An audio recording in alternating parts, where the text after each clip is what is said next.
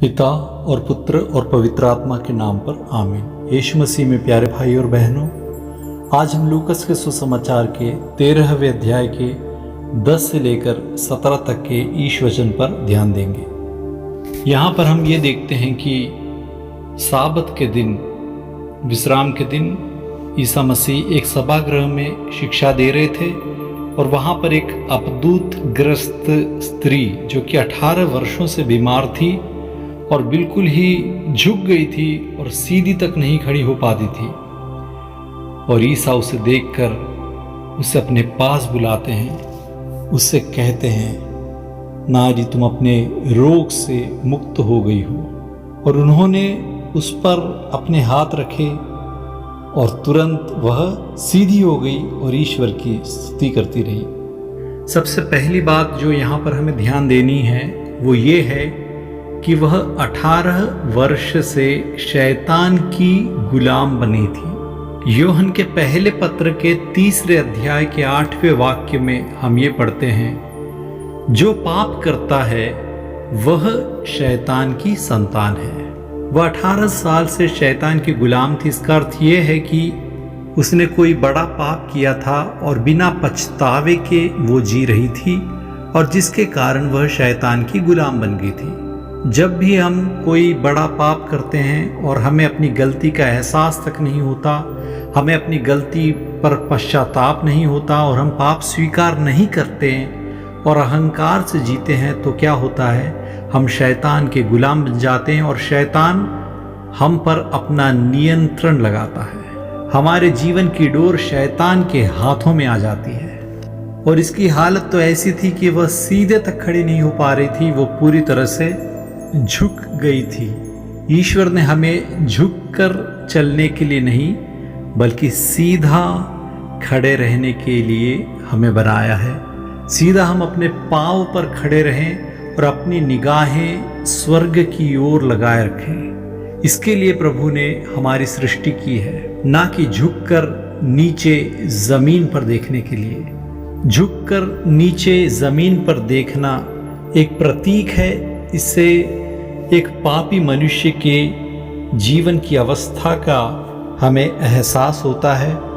पापी व्यक्ति हमेशा दुनिया को देखता है, नीचे की बातों को खोजता है, ना कि स्वर्ग की बातों को, ऊपर की बातों को, बल्कि नीचे की बातों को। शरीर के सुख के पूर्ति करने के लिए अपनी निगाहें दुनिया में और सुख संतोष में वह व्यक्ति लगाए रखता है। और आज के सुसमाचार में हम दूसरी बात ये देखते हैं कि ईसा मसीह 4 बातें करते हैं। सबसे पहले ईसा मसीह उसे देखते हैं।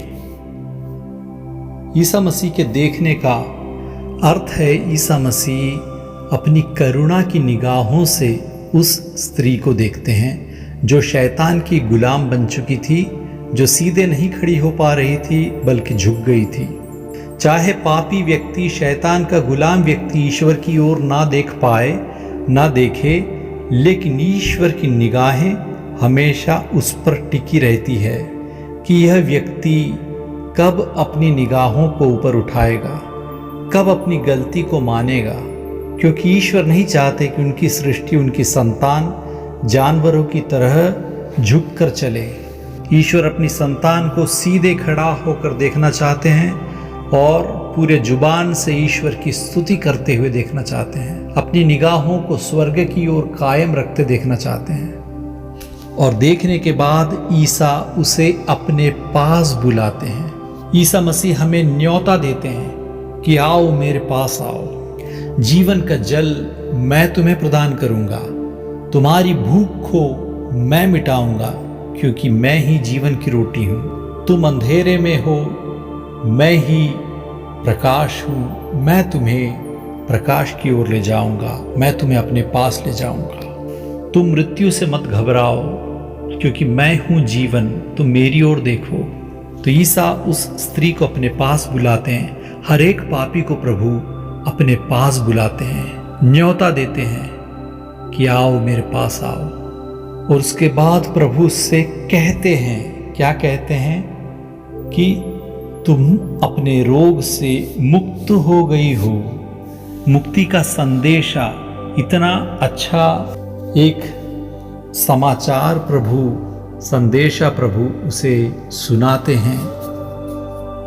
और चौथी बात, प्रभु उस पर अपने हाथ रखते हैं और उसे सीधा करते हैं। वह सीधी हो जाती है और ईश्वर की स्तुति करती है। ईसा मसीह उसे छूते हैं और छूकर उसे सीधा करते हैं। चाहे हम कितने ही झुक क्यों ना जाएं, यदि हम प्रभु की ओर अपनी निगाहें डालेंगे, प्रभु जब हमें अपने पास बुलाते हैं, जब हम उनके पास जाने के लिए तैयार होते हैं, जब हम उनके शब्द को, उनके वचन को सुनते हैं, जब हम उन्हें अपने आप को छूने देते हैं, तो वो हमें जरूर सीधा करेंगे। पाप की गुलामी से, शैतान की गुलामी से हमें मुक्त करेंगे और हमारी जुबान को खोलकर ईश्वर की स्तुति करने लायक हमें बनाएंगे। लेकिन सुसमाचार में हम ये भी देखते हैं कि सभागृह के अधिकारी अपने जवाब में ईसा की आलोचना करते हैं कि सबात के दिन, विश्राम के दिन तुमने ऐसा क्यों किया। लेकिन ईसा अपने जवाब में उनसे क्या कहते हैं? विश्राम दिन के समय हम लोग अपने जानवरों की देखभाल करते हैं, तो उनसे कहीं अधिक ईश्वर अपनी संतान मनुष्य की देखभाल क्यों नहीं करेगा? जब जानवरों का इतना ख्याल रख सकते हैं, तो मनुष्य कितना ऊंचा है।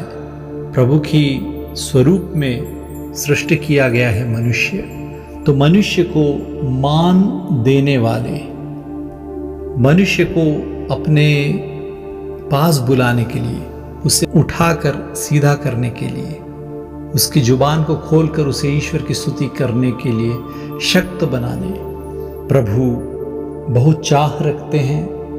हम भी प्रभु का न्योता स्वीकार करें और अपने पांवों पर खड़े रहकर प्रभु की स्तुति करें। ईश्वर आपको अनुग्रहित करें।